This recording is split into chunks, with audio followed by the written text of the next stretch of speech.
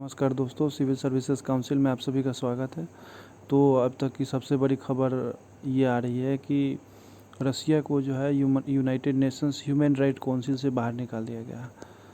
तो आइए देख लेते हैं इसमें किन किन देशों ने जो है रसिया का समर्थन दिया और किन किन देशों ने जो है रसिया का विरोध किया और किन किन देशों ने जो है इस वोटिंग में भाग नहीं लिया।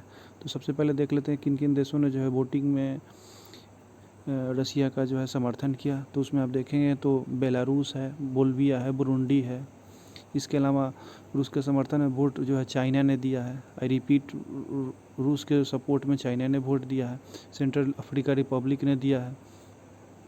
इसके अलावा क्यूबा है, डेमोक्रेटिक रिपब्लिक ऑफ कोरिया जो है वो समर्थन दिया है रूस का। इरिट्रिया है, इथोपिया है, गैबोन है।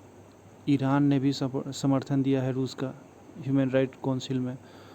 और कजाकिस्तान ने भी समर्थन दिया है रूस का। किर्गिस्तान ने दिया है, लाओ पीडीआर ने भी दिया है, माली ने भी समर्थन दिया है। मैं उन देशों का नाम बता रहा हूँ जिन्होंने रूस को समर्थन दिया है United nation human right council में वोटिंग में।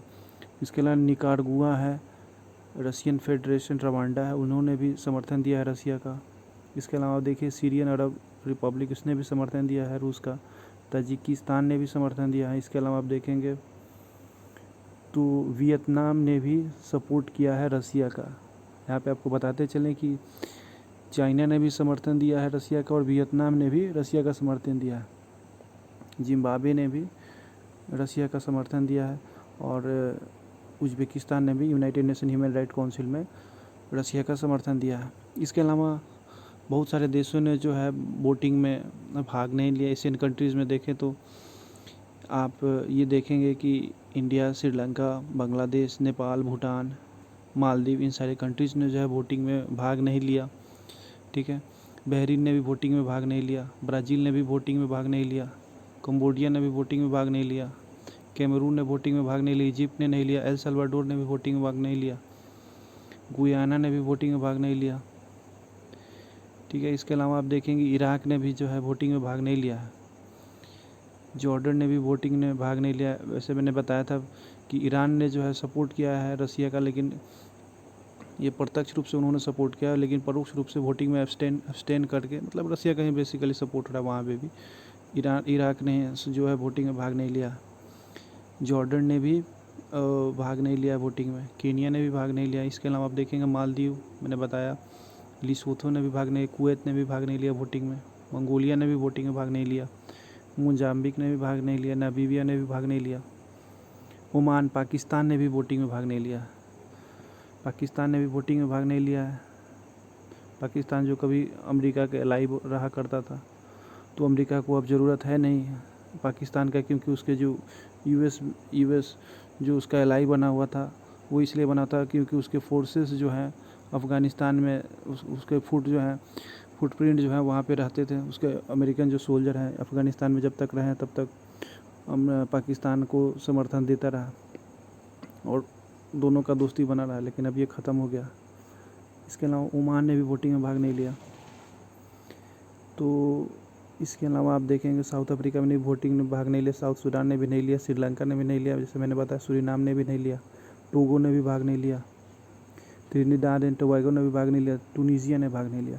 हाँ, यहाँ पे एक बात जो है, सबसे बड़ा बात यहाँ पे देखने को ये मिला है कि टर्की जो नाटो का एलाई है और ये दोनों तरफ से मज़ा ले रहा था। टर्की कुछ दिन पहले जो है रूस से S-400 मिसाइल जो है उसने रूस से ख़रीदा था और अपना सारा टेक्नोलॉजी जो है काफ़ी समर्थन दे रहा था। तो रूस को जो है टर्की ने बिट्रे किया है, धोखा दिया है।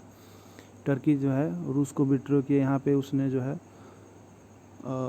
अमेरिका के फेवर में, यानी United nation human right council से उसको हटाने के फेवर में वोट किया है, रूस को हटाने के लिए वोट किया है टर्की ने।